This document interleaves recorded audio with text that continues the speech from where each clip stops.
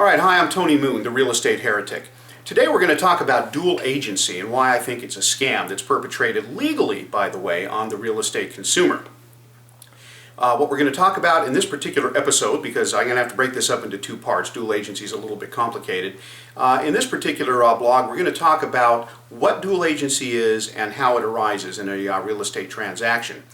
At its essence, dual agency is simply this. It's when you have a single real estate agent representing both sides of the real estate transactional equation. Now, it doesn't take that Harvard MBA to figure out that if you have one person representing both sides of an adversarial relationship, which is what a real estate transaction is, that either one side or both sides is going to get shortchanged in this thing.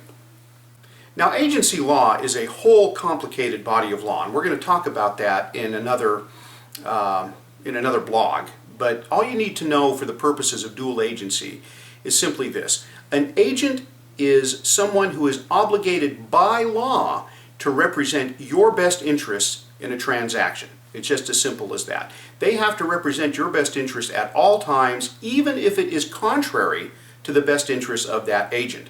And as I say, we'll talk about that in more depth in another blog at another time. Now, dual agency most frequently arises in two particular situations in a real estate transaction. Most commonly, the best example I can think of is if you're out house hunting one day and you see an open house sign and you go into that house, and in that house is the agent who has listed that home. In other words, they have a contract to represent that seller in the transaction of the house. They have said, we're going to sell this house. Now, they are the seller's agent. They are obligated by law to represent that seller's interests at all times. So you're automatically at a disadvantage. If you want to move ahead, if you like that house and you want to write an offer on that house, then they are now in a dual agency situation. In fact, that dual agency may have started even earlier in the conversation. And again, we'll talk about that in another blog post. But the bottom line is, at a certain point, before you start doing a great deal of paperwork, one of the pieces of paper they're going to have you sign is a consent to dual agency, or as we call it in Arizona, consent to limited representation. And heavy emphasis on limited, because it's limited really on both sides of the fence. Even if you're a seller, you're going to get shortchanged in a dual agency situation. But at any rate, don't sign that. In fact, as soon as you know you're getting into a dual agency situation, your best bet is to run, don't walk, to another qualified real estate agent to represent you. And we're going to talk about that in more detail in the next blog posting on dual agency.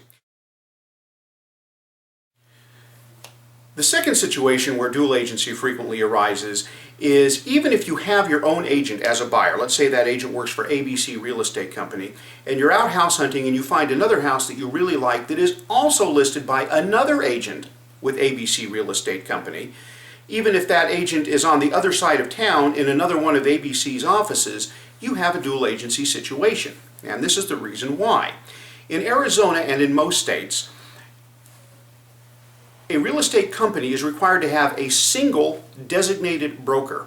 Now, that designated broker is responsible for all transactions that run through that company, whether they have one office with 10 agents or whether they have 10 offices with 1,000 agents. Doesn't matter, one designated broker has to handle it all. So, you like this other home listed by the same company that your agent works with. Well, because it all has to run through the same broker, you now have a dual agency situation. Both sides are going to wind up getting shortchanged in this.